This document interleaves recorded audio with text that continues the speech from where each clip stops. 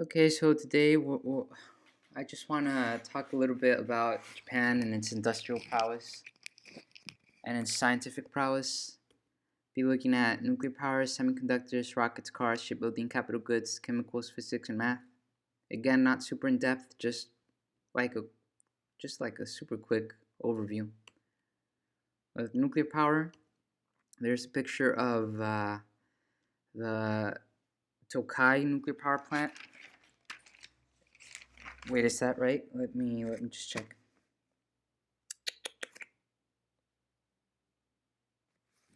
Yeah, well, yeah, I think that's a Tokai nuclear power plant. Whatever.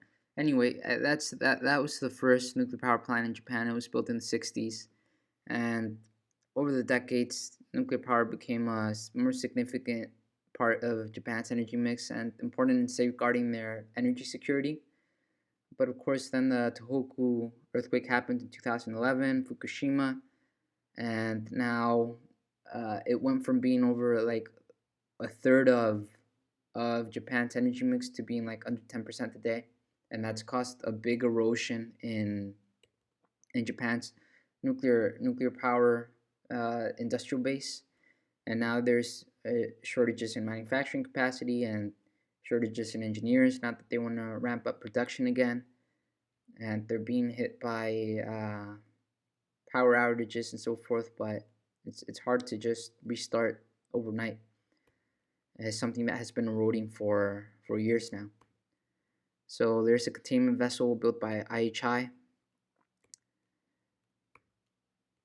and a prototype breeder reactor, and that's J Park, which is a particle research facility that's operated jointly by the Japan Atomic Energy Agency and KEC, and that's inside J Park.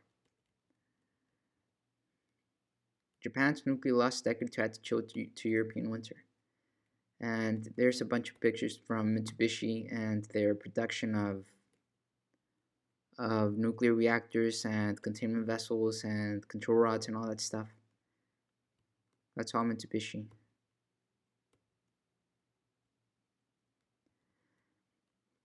And there's a again, that's from Mitsubishi. That's a really big machine tool is used to make the reactor vessel, to machine the reactor vessel. And Hitachi also contributes to making nuclear power plants in Toshiba as well. And in semiconductors, or semiconductos, as I wrote there, that's a typo. Tokyo Electron, that's like the semiconductor champion in Japan. It's like Tokyo Electron is a leader in chemical vapor deposition, and just like Applied Materials is its U.S. counterpart. It's like the other big company that makes chemical vapor deposition equipment. It's basically a duopoly from Tokyo Electron and Applied Materials control the chemical vapor deposition equipment making. So that's definitely that is definitely the national champion in semiconductors. There's other good companies: Renesas Electronics, LaserTech, Disco, ROM, Advantest, and Shinetsu, which of course makes materials uh, for like semiconductor silicon and stuff like that. That's actually Those are the two strong suits for Japan. Definitely, it's the equipment making for semiconductors and materials. They actually have a real chokehold on the materials segment. They make all sorts of like dozens of specialty chemicals that only they can make, no one else in the world makes, and they really use that to their advantage. That gives them some real political leverage. And with rockets, now obviously the leader in rockets, as in everything, is the United States, and SpaceX leads the world in launch vehicle technology. But Japan is no slouch when it comes to launch vehicle technology, and they actually developed their own liquid fueled engine, which is no small feat. That's the LE5B engine. They usually use that for upper stages, and that's the LE7, which they use for the main stage on their H2A rocket, which is like their main their main operational rocket right now, but that'll soon be replaced by the H3. Now look at the Tanegashima Space Center. That's just beautiful. There's a lot of countries that don't even prioritize really space, that don't have a proper launch facilities. But just look at Tanegashima. It's a really well constructed, big, beautiful launch facility. It's great. And there's some Mitsubishi employees working on control room, working on the engine, all that good stuff. Look at that beautiful test stand. And now with cars, there's not much to say. Japan is obviously a leader. Depending on how you measure it, if you measure by dollar value, Germany is the largest exporter. But if you measure uh, by volume, Japan is the number one by far. Like even ahead of Germany, United States, China, or whatever.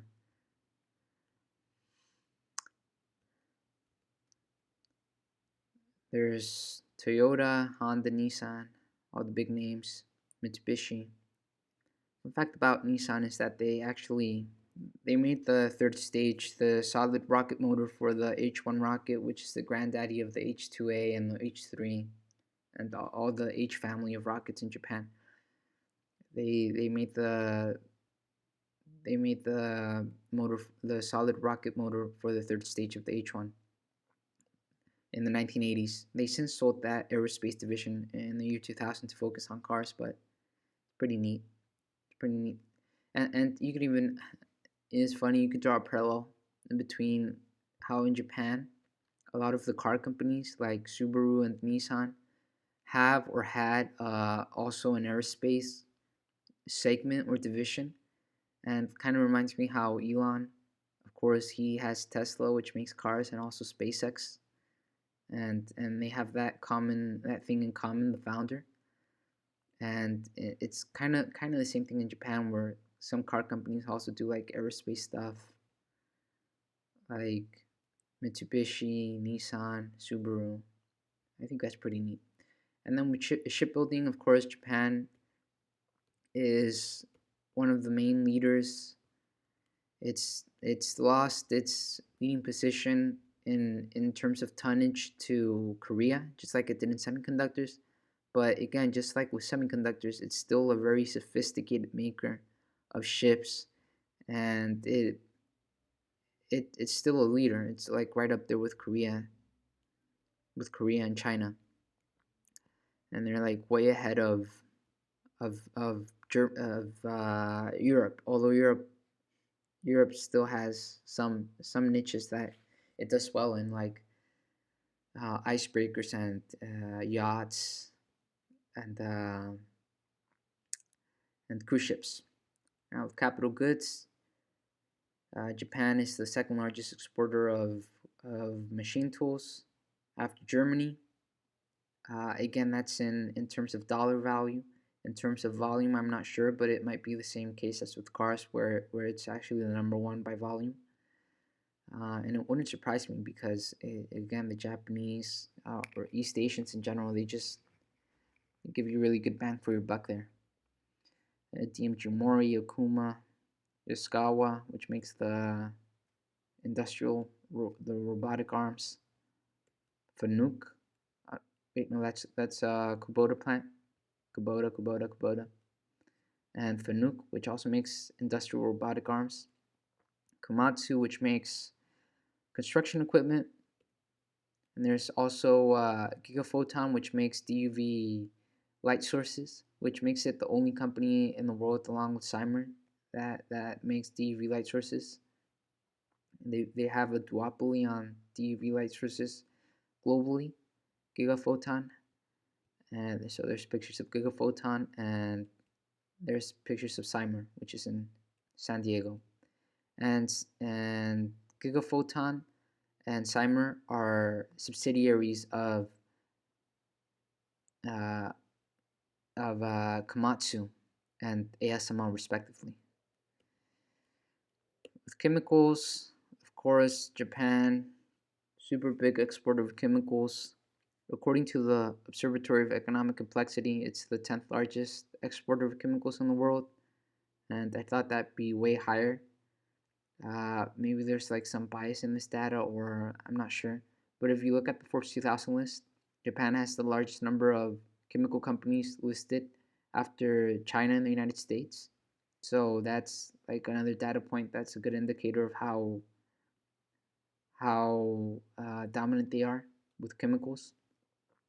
And if you look at their how dominant they are in semiconductor materials, well, that's just like a big ecosystem of specialty chemical makers, basically, that they have, and that's why they're so dominant with semiconductor materials. They make all the special materials and gases and all that stuff, and it's another area like with cars and like with machine tools where I'd say their only real competition, or like the only ones that can hold the candle to them in a sense. I mean, there's China and the United States, but that's kind of a different weight class. But I would say they're like right up there, neck and neck with Germany, which also is great about making mass market chemicals, but also has a great ecosystem of specialty chemical makers. And Germany, as a side note, also really dominant in chemistry research. Like they have a bunch of Nobel prizes for chemistry, and they were the most decorated country for chemistry Nobel prizes in the first half of the 20th century.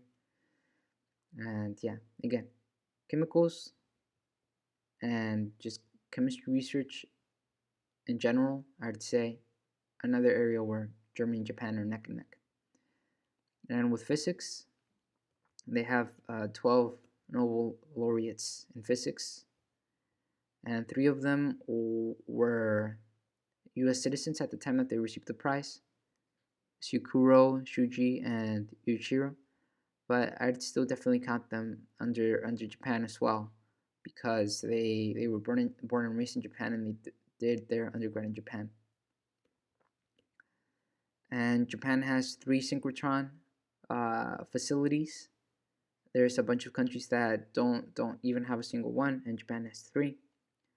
Germany also has three, which makes it tied for second in terms of number of synchrotron facilities. Germany and Japan each have three, and the U.S. has five, which makes it number one.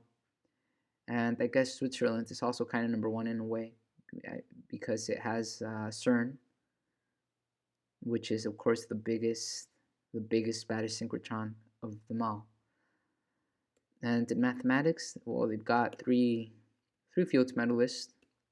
Not nearly as much as say France, but still really respectable. Still a bunch of countries that don't even have a single Fields medalist, or only have one.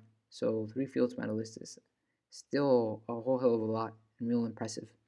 Shigefumi, Heisuke, and Kunihiko.